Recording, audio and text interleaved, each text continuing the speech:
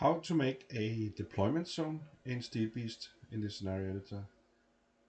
You find where you want to make the deployment zone. A deployment zone is where your initial troops start and where you can move them around so they fit with your plan or the CEO's plan when you play the scenario.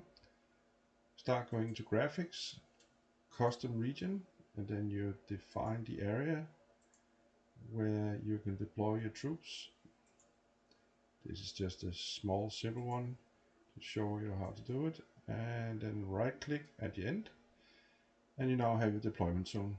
I normally don't give it a name. I just set color transparent and then I go down here and say deployment zone, and that's basically all there is to how to make a deployment zone. Then when you want to set your troops in it, you can go up here, right click, say new unit, and for instance we want to make a tank platoon. So we take the tank we want, and this time it will be level 2A6. Set the size, the company, the platoon and stuff, and say OK.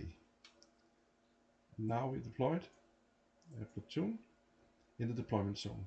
That means that when the scenario starts, the guys playing it can move that unit all around inside the deployment zone. If you want to show them where the deployment zone is, you can make it a limit on or whatever. But normally I always make zones that have some kind of limitation, transparent, so they can't see it, but I can make a marker that defines where it's a phase line or a divider or whatever.